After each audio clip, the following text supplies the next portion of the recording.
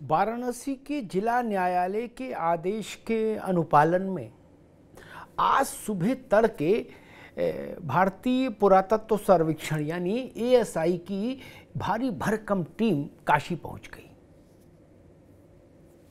ज्ञानवापी परिसर का वैज्ञानिक सर्वे शुरू हो गया। 30 से ज्यादा सदस्यों की टीम थी। अत्याधुनिक तकनीक और विज्ञान सम्मत सर्वे। मुस्लिम पक्षकारों ने विरोध किया, इंतजामिया कमेटी ने विरोध किया। इंतजामिया कमेटी ने सर्वे की प्रक्रिया से खुद को अलग कर दिया और आनन फानन में मामला पहुंच गया देश की सबसे बड़ी अदालत में, सुप्रीम कोर्ट। सुप्रीम कोर्ट में चीफ जस्टिस की बेंच जैसे ही बैठी, उसने इस मामले की सुनवाई की। पूरे देश को प्रतीक्षा थी कि सुप्रीम कोर्ट इस मसले पर क्या फैसला देता है, क्या रुख लेता है। मुस्लिम पक्षकार कह रहे थे कि सर्वे रोका जाना चाहिए।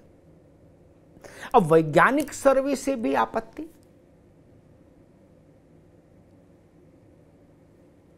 ये कोई है विज्ञान ना हिंदू के पक्ष का है ना मुसलमान के पक्ष का है। विज्ञान तो विज्ञान है। खैर, मुस्लिम पक्षकारों ने सुप्रीम कोर्ट में कहा कि हमको लोकल कोर्ट के फैसले के खिलाफ इलाहाबाद हाई कोर्ट जाने का समय नहीं दिया गया। मुस्लिम पक्ष ने यह भी सुप्रीम कोर्ट में कहा कि वहां खुदाई कर रही है एएसआई की टीम। सुप्रीम कोर्ट ने कहा कि पता करो क्या खुदाई हो रही है।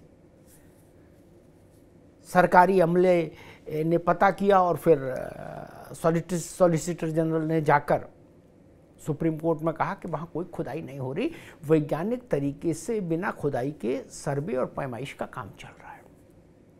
खैर, लबुलवाबी तमाम जिरह के बाद 1.5 घंटे के भीतर लगभग सुप्रीम कोर्ट ने यह निर्णय दे दिया कि 2 दिन की मोहलत दी जाए मुस्लिम पक्षकारों को हाई कोर्ट में अपील करने के लिए, और हाई कोर्ट इसको प्राथमिकता के आधार पर सुने और आगे का उसका जो रुख होना है उस प्रक्रिया का, उस पर अपना निर्णय सुनाए। लेकिन और तब तक के लिए भारतीय पुरातत्व सर्वेक्षण का ये सर्वे रोक दिया जाए। यानी सर्वे पर 2 दिनों की आंतरिक रोक लग गई और अब मैदान होगा उत्तर प्रदेश का हाई कोर्ट। हाई कोर्ट ही ये तय करेगा कि सर्वे होना चाहिए कि नहीं होना चाहिए।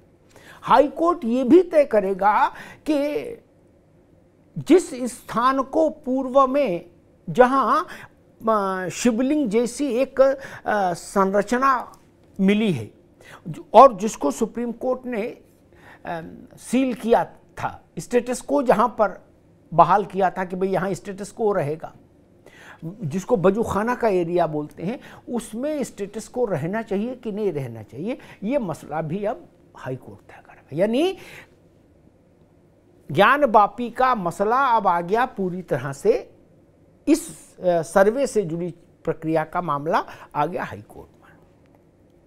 लेकिन 5 घंटे से ज्यादा तो सर्वे हो लिया।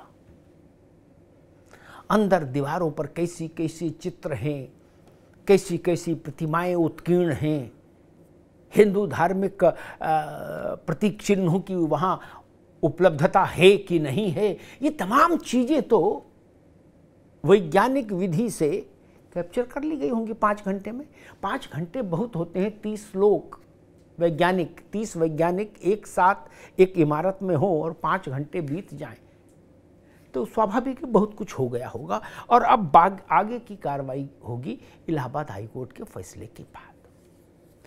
लेकिन सबसे बड़ा जो एक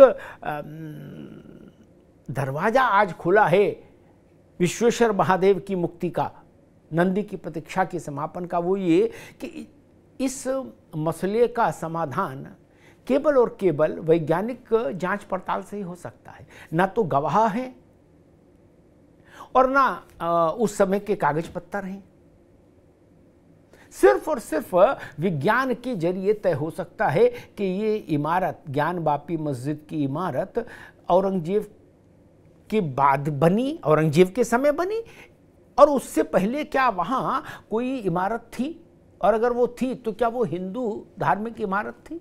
अगर ये सिद्ध हो गया कि वहाँ के जो प्रतीक चिन्ह हैं इस परिसर के अंदर हिंदू धार्मिक व्यवस्था के जो चिन्ह हैं, शंख, चक्र, गदा, पद्म, इस ढंग के जो प्रतीक चिन्ह हैं, उनकी आयु 2000 साल से पहले की है, तो सारा मामला ही सुलझ जाएगा। क्योंकि 2000 साल पहले तो हिंदुस्तान में मुगल ही नहीं थे, औरंगजेब तो छोड़िए। अब बड़ा सवाल उठ रहा है कि आखिर मुस्लिम पक्षकारों को वैज्ञानिक सर्वे पर आपत्ति क्यों? ये सर्वे विश्व हिंदू परिषद करता तो आपत्ति की बात समझ में आती, ये सर्वे काशी विश्वनाथ के पुरोहित करते तो बात समझ में आती कि भाई हम इससे सहमत नहीं। वैज्ञानिक सर्वे पर आपत्ति क्यों? और एक और मसले को समझने की कोशिश करेंगे कि क्या अयोध्या की तरह विश्वेश्वर महादेव का मसले का विषय भी अब ASI के जरिए ही समाधान की ओर पहुंचेगा।